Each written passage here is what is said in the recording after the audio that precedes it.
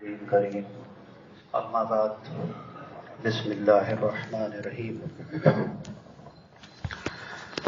انسان جو بھی کام کرتا ہے، جو بھی اپنا عمل کرتا ہے، دینی ہو یا دنیاوی ہو، اس کا ایک مقصد ہوتا ہے کہ اس عمل کو کرنے پہ مجھے کیا ملے گا، اور اسی طرح ہر عمل کی مقبولیت کے لیے کہ وہ عمل دکھاوا ہے یا اللہ کی رضا کے لیے کر رہا ہے، اس کے لیے اخلاص چاہیے ہوتا ہے کہ جو بھی عمل اخلاص کے ساتھ کیا جائے وہ عند اللہ قبول ہوتا ہے، اور ایسا عمل جس میں دکھاوا، نمود و نمائش، لوگوں کو دکھانے کی ریاکاری ہو، وہ عند اللہ مردود عمل ہوتا ہے۔ چاہے کتنا کوئی آدمی کسی کے سامنے صدقہ دے دے، پیسہ دے دے، مال دے دے، اور جیسے تصویریں کھنچاتے ہیں، یہ سارے عمل جتنے بھی پیسہ خرچ کر رہا ہے سب مردود ہے اللہ کی نگاہ میں۔ اللہ کی نگاہ میں صرف عمل وہ قبول ہے جو اخلاص کے ساتھ کیا جائے، اس کی رضا کے لیے کیا جائے۔ اور اب اخلاص کیسے آئے؟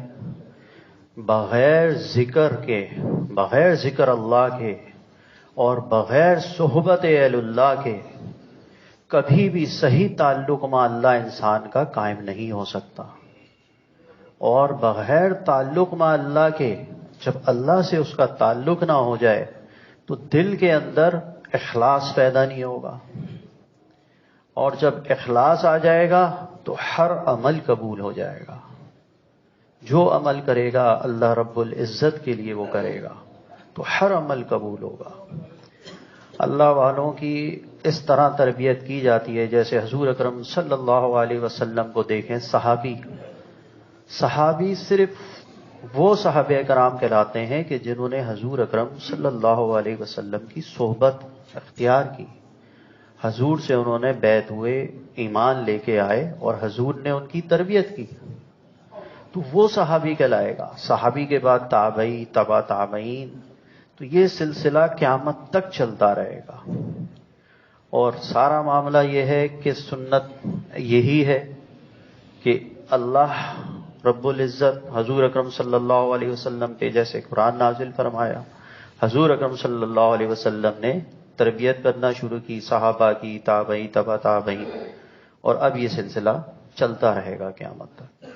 تو اصلاح انسان کی جب تک نہیں ہوتی جب تک اس کے اوپر صحیح کسی اللہ والے کا ہاتھ نہ ہو۔ ہمارے جتنے بھی عالم دین بنتے ہیں، علماء بنتے ہیں، وہ بھی حدیث جو ہے سینہ بہ سینہ لے کے آ رہے ہوتے ہیں، انہیں بھی سینہ بہ سینہ اجازت دی جاتی ہے کہ حضور اکرم صلی اللہ علیہ وسلم نے جیسے فرمایا، مثال دی، ہاتھ سے اشارہ کیا کہ بھئی اتنا فاصلہ، اتنا اوپر، تو صحابہ کرام، تابعی، تبع تابعین، وہ اب تک چلتا ہے اور قیامت تک یہی سلسلہ چلتا رہے گا۔ تو سینے سے علم لیا جاتا ہے، اور جو صحبت اللہ والوں کی اختیار کی جاتی ہے، حضرت زکریا رحمۃ اللہ علیہ فرماتے ہیں کہ خدا کی حدیث میں ہے کہ خدا کی عبادت ایسے کر کہ گویا تو اسے دیکھ رہا ہے، جو حضور اکرم صلی اللہ علیہ وسلم کی حدیث ہے، اور تو اسے نہیں دیکھتا، وہ تو تجھے دیکھتا ہے۔ اس درجے کو حاصل کر لینے کا نام، کہ جب یہ درجہ تمہیں حاصل ہو جائے تو یہ کہلائے گا درجہ احسان، اور یہ احسان کا درجہ جو ہے صوفیہ کرام معرفت اللہ کی طرف جو بلاتے ہیں، اس پہ محنت کراتے ہیں کہ انسان کا دل بن جائے، اور جب انسان کا دل بن جاتا ہے ذکر اذکار دیے جاتے ہیں، ان کو گناہوں سے چھڑوایا جاتا ہے کہ بھائی گناہ نہیں چھوٹ رہا، کسی کے اندر کوئی عیب ہے، کسی کے اندر کوئی عیب ہے۔ جیسے آپ ڈاکٹر کے پاس جاتے ہیں، ڈاکٹر آپ کی اصلاح کرتا ہے، بھائی مجھے نازلہ ہو رہا ہے، مجھے کھانسی ہو رہی ہے، مجھے بخار ہو رہا ہے، تو وہ اپنے تئیں خود تو مرض کا علاج کر نہیں سکتا۔ اب ظاہر ہے ڈاکٹر کو پتہ ہے کہ اس کو کس مقدار کی گولی دینی ہے، 500 mg دینی ہے یا 250 میں کام ہو جائے گا۔ اسی طرح یہ بھی سلسلہ قادریہ، نقشبندیہ، چشتیہ، سہروردیہ، جو 4 سلسلے ہیں، جیسے حضرت ابوبکر صدیق رضی اللہ تعالیٰ عنہ سے جو سلسلہ ہے نقشبندیہ ہے، اور حضرت علی رضی اللہ تعالیٰ عنہ سے باقی 3 سلاسل ہیں، تو ان سب میں یہی ہے کہ اصل چیز یہ ہے کہ انسان کی معرفت اللہ اس کی قائم کرا دی جائے، اس کا تعلق اللہ سے ہو جائے، پھر وہ اللہ کی رضا کے لیے جو بھی کام اس کو کرنا ہو وہ پھر وہ میدان میں اللہ پاک اس سے جو کام لینا چاہیں گے وہ لیں گے اس سے۔ اور جب انسانوں کے قلوب بن جاتے ہیں تو پوری دنیا خود بخود ہی بدل جاتی ہے، اور اللہ رب العزت جو ہیں بہت سے لوگوں پہ خود تجلی کر دیتے ہیں۔ جیسے حضرت جنید بغدادی رحمت اللہ علیہ تھے تو بادشاہ کے بہت بڑے پہلوان، پہلوانی کیا کرتے تھے۔ تو ایک پہلوان نے جو ہے صاحب بڈھے سے صاحب آئے تو بہت انعام رکھا ہوا تھا کہ بھائی جو بھی جو ہے جنید کو ہرائے گا اس کو اتنا انعام دیا جائے گا بادشاہ کی طرف سے۔ تو ایک ضعیف سا شخص آیا، اس نے جو ہے مقابلے کی دعوت دی، اور جب مقابلہ شروع ہوا تو صرف قریب آ کے یہ کہا اس ضعیف آدمی نے کہ میں حضور اکرم صلی اللہ علیہ وسلم کی اولادوں میں سے ہوں، سادات میں سے ہوں، اور میرے گھر میں 2 دن سے فاقہ ہے، اگر تم یہ کشتی ہار جاؤ تو یہ انعام مجھے مل جائے گا، میری بچیوں کی کفالت ہو جائے گی۔ تو حضرت جنید جو تھے تو وہ بہت بڑا، وہ اتنا بڑا آدمی ہو، اتنا بڑا اس کا نام ہو اور پہلوان ہو، اور پھر وہ ہارے کسی بڑے آدمی سے، لیکن بس جب اللہ نے دل پہ کسی کے چوٹ لگانی ہوتی ہے تو اللہ ہی کی طرف سے وقت ہوتا ہے، دل پہ چوٹ لگی، کہنے لگے آپ میرے سے کشتی لڑیں، میں بھی لڑوں گا اور پھر میں کشتی لڑتے ہوئے گر جاؤں گا، آپ میرے پہ چڑھ کے بیٹھ جائیے گا۔ ایسا ہی ہوا، وہ گرے اور وہ چڑھ کے بیٹھ گیا، انعام دے دیا گیا۔ رات کو حضور اکرم صلی اللہ علیہ وسلم کی زیارت ہوئی کہ آج تم نے اپنے نام کو ہمارے نام کے لیے مٹی میں ملایا ہے، یاد رکھنا رہتی دنیا تک تمہارے نام کا ڈنکا بجے گا۔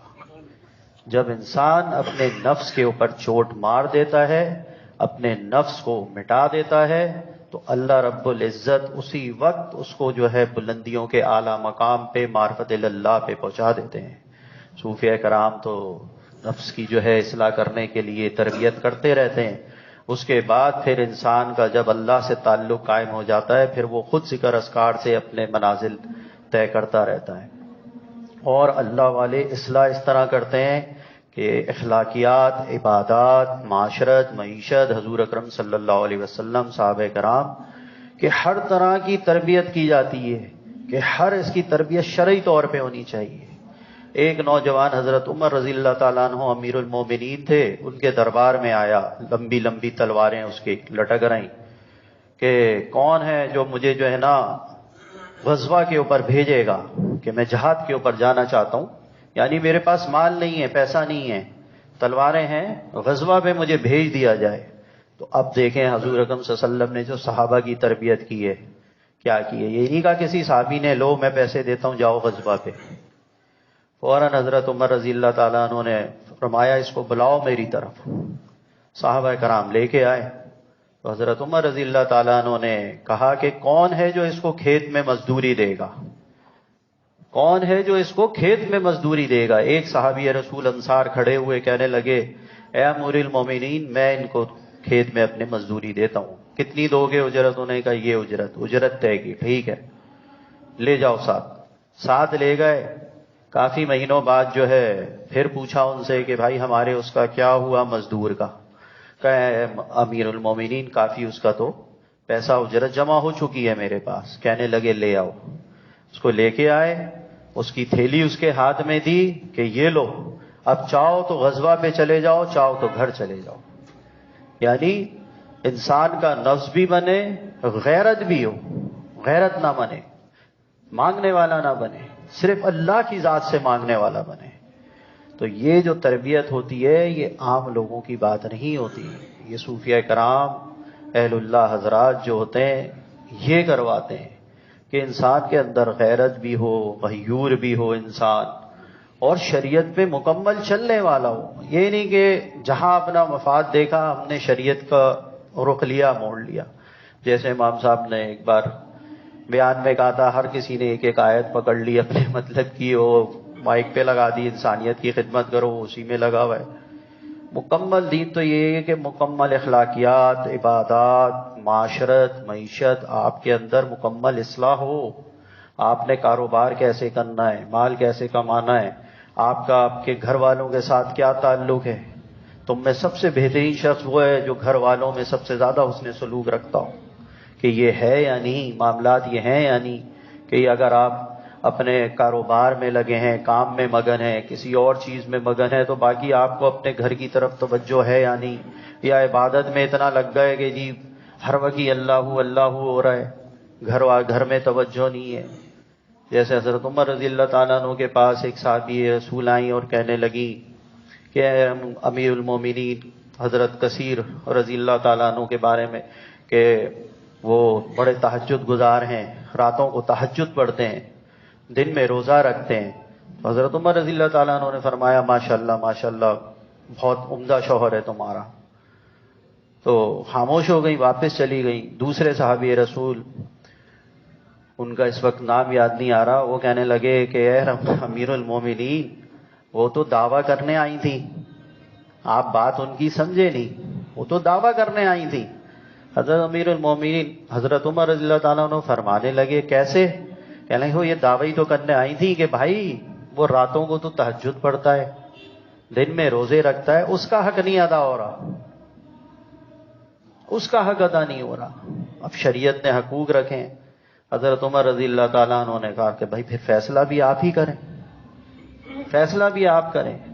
پھر انہوں نے فیصلہ کیا ہے امیر المومنین، اس کا فیصلہ یہ ہے کہ 3 دن تک جو ہے وہ روزے رکھے، 3 دن تہجد پڑھے، 1 دن اور 1 رات وہاں پہ اپنی بیوی کو دے۔ تو حضرت امیر المومنین نے پھر انہیں چیف جسٹس بنایا اس وقت کا، کہ اللہ پاک نے ایسی رعایا میں اتنے علم والے لوگ میرے رکھے ہوئے، حضور اکرم صلی اللہ علیہ وسلم کے صحابہ کرام۔ تو یہ ہماری شریعت ہے، یہ ہمارا دین ہے۔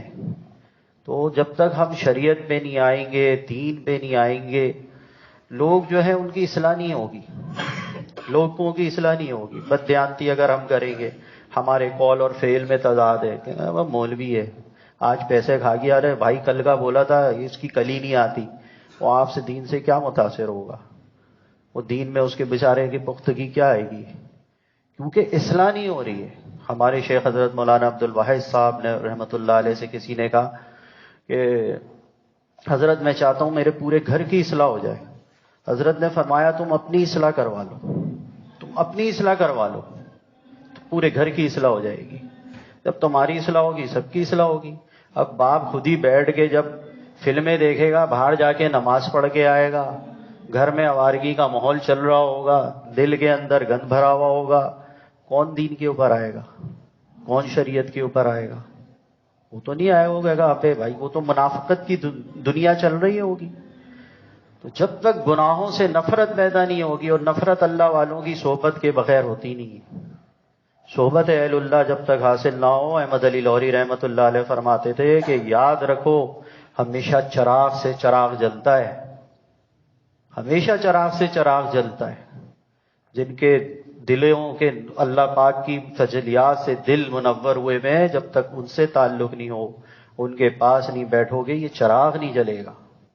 اور جب انسان کا دل روشن ہو جاتا ہے، پھر اسے نہ گناہ سے بچنے میں تو الٹا مزہ آتا ہے کہ اپنے رب کے لیے میں گناہ سے بچ رہا ہوں، پھر اس کو تکلیف نہیں ہوتی۔ ایک وقت یہ بھی ہوتا ہے تکلیف ہوتی ہے، پھر دوسرا وقت یہ آتا ہے اس کو گناہ سے بچنا آسان ہو جاتا ہے، اس کو کھڑا ہونا اللہ کے لیے عبادت کرنا، تہجد میں کھڑا ہونا اس کے لیے آسان ہو جاتا ہے۔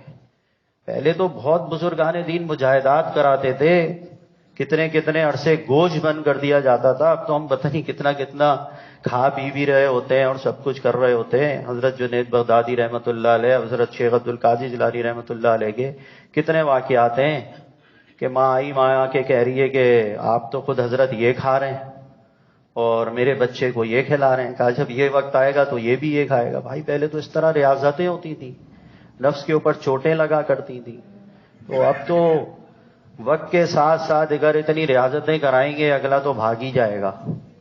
تو اس دور کے حساب سے بزرگوں نے بھی بڑی رعایت کے معاملے رکھے ہوئے ہیں، ذکر اذکار دے دیتے ہیں کہ یار بندہ چلتا رہے موقع کے حساب سے۔ ظاہر حضور اکرم صلی اللہ علیہ وسلم سے جیسے جیسے زمانہ دور ہوتا رہے گا ویسے ویسے ضعف آتا رہے گا۔ اب اس پائے کے بزرگ بھی نہیں ہوتے جس پائے کے پہلے بزرگ گزرے، اگر دیکھا جائے جو ان کے معاملات کرامات چیزیں نہیں ہیں۔ وہ چیزیں نہیں ہیں. ہمارے حضرت سے ایک صاحب نے پوچھا، حضرت اس میں ذات کا پوچھا، حضرت نے فرمایا اگر ہم نے اپنا ذکر بتا دیا نا تو تم قبر میں پہنچ جاؤ گے. اب ہمارے اور آپ کے معاملات کیا ہیں، ہم لوگوں کی کیا ہے؟ کچھ بھی نہیں ہے. اب بہتر یہی ہے کہ جو بھی مرے گئے، ہمارے تو حضرت فرماتے تھے کہ بھائی اس وقت جو اللہ والے ہیں، جن کا اللہ والوں سے تعلق ہے، اہل حق سے تعلق ہے، ان کو اجازت دی ہوئی ہے. جس طرح ایک دوائی والے کو سمجھتے ہو نا کہ یار ڈاکٹر کے پاس کیا جاؤں گا، دوائی والے کے پاس جاؤں، اپنی جان بچاؤں، طبیعت اپنی صحیح کروں، یہ سمجھ کے چلے جایا کرو. حضرت تو ہمارے بیچارے یہ فرماتے تھے کہ یہ سمجھ کے چلے جایا کرو، تو بھی انشاءاللہ تعالی اللہ کی طرف سے یہ ہوگا کہ کرم ہو جائے گا، کیونکہ ایک کنیکشن جڑا ہوا ہوتا ہے. کنیکشن سے کنیکشن آ رہا ہے، حضور اکرم صلی اللہ علیہ وسلم سے سلسلہ چلتا ہوا آ رہا ہے، تو اس سلسلے سے جو سارا معاملہ ہوتا ہے وہ چل رہا ہوتا ہے. انسان کا کوئی کمال نہیں ہوتا. اور ظاہر ہے انسان جیسی صحبت میں رہتا ہے ویسا ہو جاتا ہے. صحبت انسان کو بدلتی ہے. آپ چرسی ہیروئنچی کے پاس ایک عرصے کسی کو بٹھائیں، وہ بیچارہ چرسی ہیروئنچی نہیں بنے گا تو چرس ہیروئن کی سونگتا تو رہے گا، اندر اس کا معدہ تو چرس ہیروئن سے بھرتا ہی رہے گا، دھوئیں سے. تو اللہ والوں کی صحبت اس لیے ضروری ہے. اللہ والوں کی صحبت سے بہت فرق پڑتا ہے. اگر انسان کوئی چاہتا ہے کہ میرے اندر بدلاؤ نہیں آ رہا، میری گندی عادات نہیں چھوٹ رہی، جھوٹ نہیں چھوٹ رہا، میرے سے کوئی گناہ نہیں چھوٹ رہا، لواطت میں پڑا ہوا ہے، ایسے ایسے ہم نے دیکھے. ہمارے شیخ کے پاس خط دیا ایک صاحب نے آ کے کہ حضرت یہ خط ہے. تو ظاہر ہے ہمارا بھی ان سے دوستی تھی، ہمارے علاقے میں رہتے تھے، انتقال ہو گیا. تو خط لے جا کے حضرت کو دیا. اس میں اب میں نے کہا بھائی اصلاح کے لیے بعض اوقات کچھ باتیں کرنی پڑتی ہیں.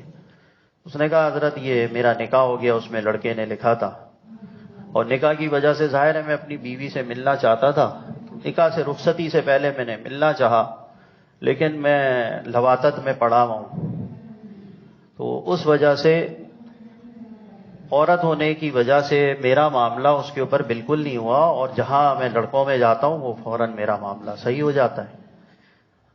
اب یہ ایسا مرض کہ جو نہ کوئی ڈاکٹر صحیح کر سکتا ہے، نہ کوئی حکیم اس کا صحیح کر سکا. حضرت نے فرمایا اس کی فطرت بدل گئی ہے، اس کی فطرت بدل گئی ہے. بھائی یہ جہاں جائے گا یہ حرکت کرے گا، اس کو یہاں لا کے بٹھاؤ عصر سے مغرب، تاکہ اس کی فطرت صحیح ہو.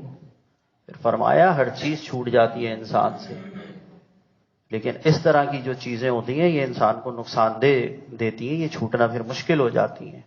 تو جب تک اللہ والوں کی صحبت نہ ہو، وہ ان سے اصلاح نہ کرائی جائے، تو معاملہ بڑا بگڑ جاتا ہے. کیونکہ یہ تو اللہ کی کرم نوازی ہے، یہ ہر کسی کے بس کی بات نہیں ہوتی کہ جو چاہے اللہ والا بن کے بیٹھ جائے اور وہ دوسروں کی اصلاح کرنا شروع کر دے. یہ تو کام اللہ جس سے لینا چاہتے ہیں کان پکڑ کے کہتے ہیں چل بھائی کرو، کرنا ہے.